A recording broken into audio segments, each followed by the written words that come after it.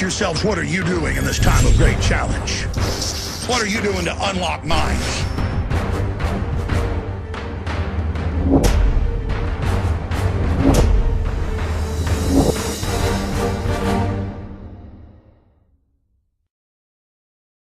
During the break, I saw some footage that really upset me. I don't know if we'll have it ready for the nightly news tonight or if it'll be Friday, because they've got to, dump it onto the computers and then get it all ready and transfer it over. But they're taking taxpayer money and buying drones here in Texas, robots that are like $1 million+ a piece for bombs. They're buying these giant $690-something thousand speedboats for lakes and rivers that have giant machine guns mounted all over them. And they didn't have the machine guns mounted 3 months ago when we first went out and talked to them at a lake. They didn't know who we were. We did a nice interview, put it on TV. I made my points about how we're going bankrupt, but they're constantly militarizing our police. They wanted to go back because they were here in Austin showing off the big machine guns on the big speedboats and all the weapons. It's well over $700,000 with all the weapons, when they could easily have speedboats that are $100,000. It just shows endless money for government. Darren McBreen and John Brown went out there politely, and they were bowing up. They were saying, we're not going to talk to you, even though it was a press event that they called. They had state police standing right up in their space, and when they left, they had state police follow them out of the parking lot over by the lake. And I mean, the body language, I mean, this country is in such trouble. Hey, state police, memo to you, you morons. We're not the enemy, okay? And when you bow up and you act crazy because we're there pointing out, well, they didn't even get to their questions. We were going to bring up Fast and Furious, government shipping guns in. Don't give us this bull about drug interdiction. The government ships the drugs in. I mean, it's on the news that the government ships the opium in and cocaine in. And we're here to talk about it. We're calling the hoax. But Darren didn't get to that. He showed up. The media's there for the press conference. They knew him from the last report, which was a nice report. He just asked him questions about how much it cost so he could play it and I could talk about it. You saw my report, a lot of it. It was pretty milquetoast. Just because it was Alex Jones. And he had the InfoWars and the microphone, all that. This time they recognized it, and they're acting like Darren is Satan incarnate. And they've got state police up in his in uniform, up in his space, and then they followed him to the car, and then followed him like we're bad, like you scare us. You make us want to throw up. You're so un-American. You're so pathetic. Why don't you move to North Korea, where the police try to intimidate the First Amendment? You're ashamed of your family. You're ashamed of this country. You're ashamed of everything this republic ever was when you act like that. I saw a state police checkpoint out by Lakeway, middle of last year. And I'd driven by it. So I pulled over in the neighborhood, and I politely walked up. And they were all standing there on the side of the road, and they were watching the cars go by, and I said, hey, what's going on, officer? I was like, hey, good morning. What's going on? And I had a feeling they were going to bow up to me, but I said, I'm going to be friendly. And he turned around, he said, get out of here, go. What are you doing? And I said, well, I was talking to you. I'm a citizen. And the guy's like, get out of here. And he just got off, and I said, oh, you've got the power. And he just totally flipped out on a demonic power trip when I followed his order, just like, oh, God, the country's mine. Just don't worry, it is all yours. Drink fluoride, take shots. They're going to bankrupt the whole country. It's all gone. You win. Everything's yours. You get to bow up to reporters. You get to follow people around. You get to have North Korea. You want North Korea? You got it. You want to be anti-American? You're it. Oh, man. I remember going to the state capitol 15, 16 years ago, and the state police were all so nice, so friendly. Oh, we like your show. How's it going? It was like Mayberry. Now you go to the capitol half the time, and the state police, some of them, just look at you with hatred. You say hi to them. They're like, don't talk to me. Aaron's out there getting an establishing shot last year. You've seen this video before he went in and filmed a committee hearing. They run up, bowing up to a guy in a dress shirt and pants, clean cut, and go, what are you doing? He's got a big professional camera, and he's like, I'm media. Well, show me your ID.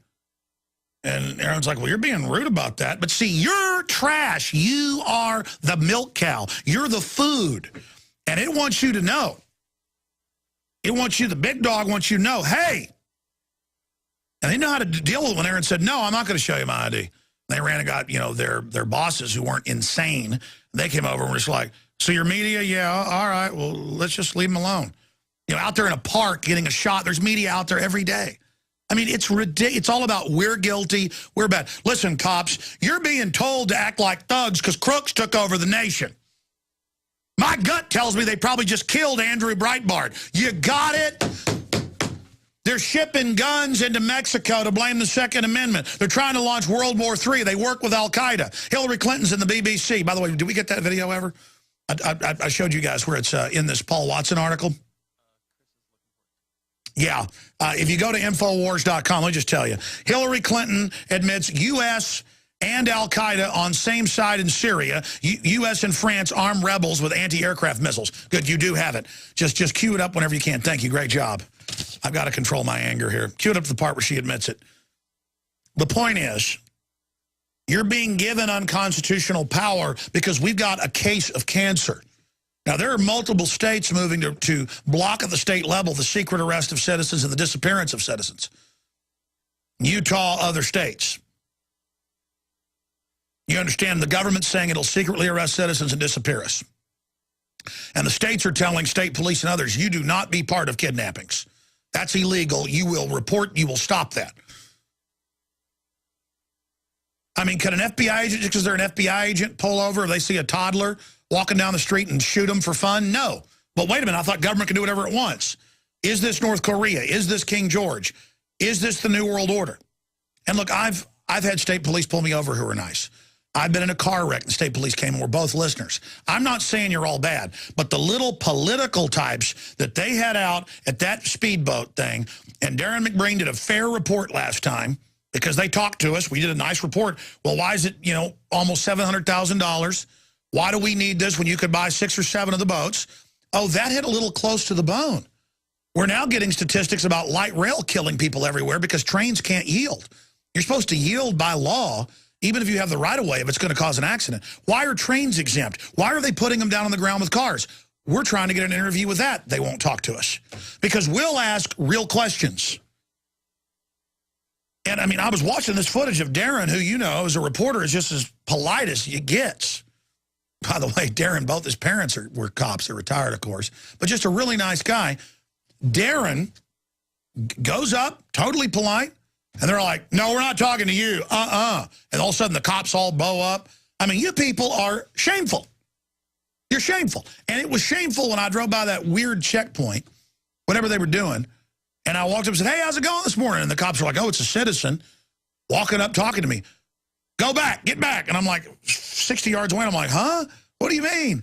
And I was doing a psychological test. And he was like, I told you, get back in your car. And I was like, well, why? What's going on? You don't have to yell at me. He said, I told you. And he was putting his hand on his gun. I'm like, oh, you want to destroy America. I'm a slave. I said all this. I'm not supposed to talk to you.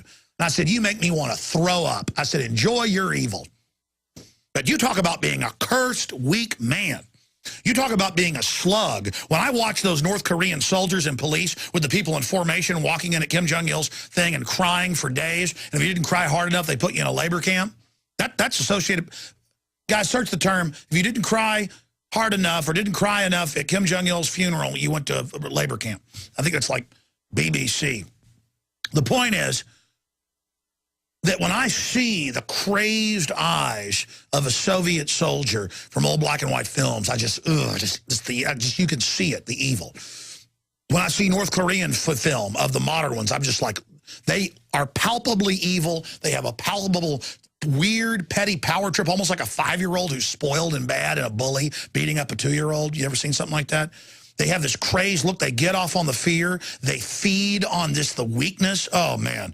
I'm seeing cops more and more of that look in their eye. I'm either seeing cops that are awake, and I am seeing more cops changing tires, something you haven't seen for decades. You either have cops that are awake and are real human beings, and also you can tell are actually tough guys. They're just real humans. And you see these wimpy little so-called tough guys who every ounce of my inside just goes, bad news, bad man, North Korean operative, basically. Yeah, if you didn't cry like a maniac for Kim Jong-il, you're going to prison. And that's from RT. But that's the, evil RT Russia Today. They don't like the North Koreans. They're bad. Oh, actually, that's New York Magazine with an RT video. So even worse, you know. Just, listen, the country's going down.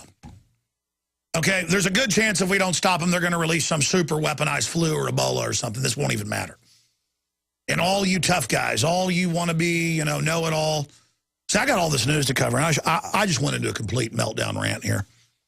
It is so creepy when you see cops that walk by you and try to scare you. There was this restaurant we ate at in Baton Rouge in the morning. I think Poor Boy Lloyd, good little, nice old lady, running it. And it was full of cops. It was a cop place. And we went there driving out to Florida. We stopped in Baton Rouge driving back. So we ate there like 3 times. Twice one day and then once one day at 8:30 yesterday morning. And I watched the 10 or more like 15 motorcycle cops and others that came through.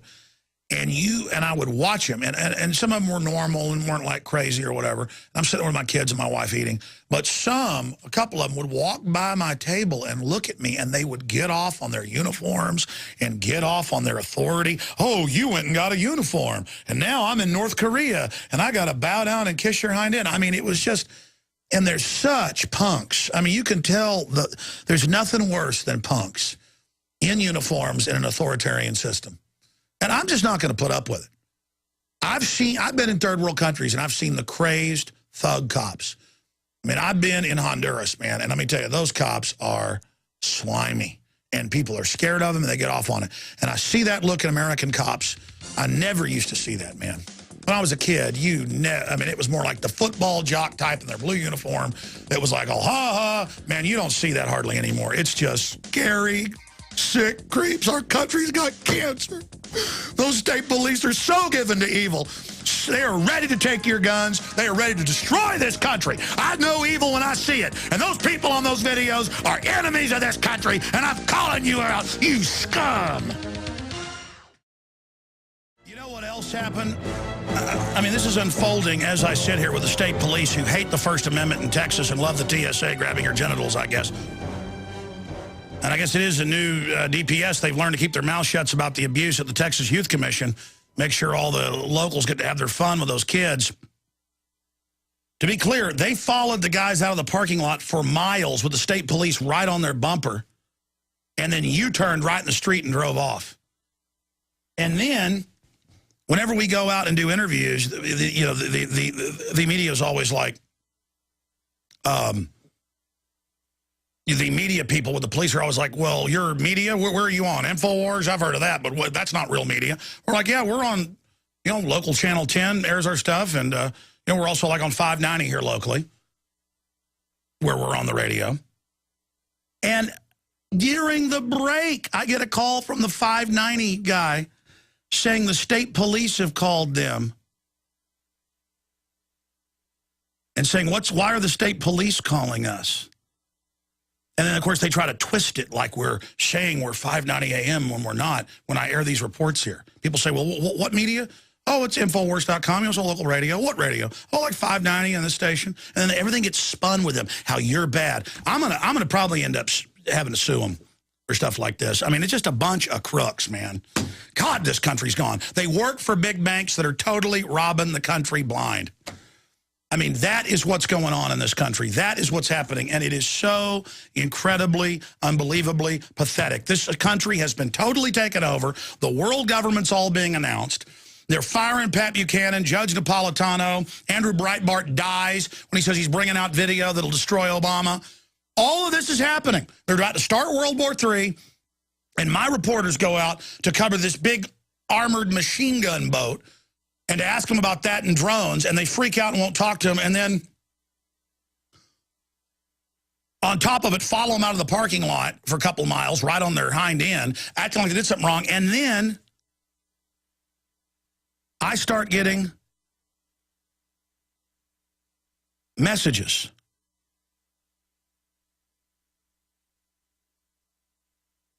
It goes on to say, are John Bound and Darren McBreen on your staff? The DPS contacted our DPS contact, and we're also affiliated with your show. Can you shed any light on this?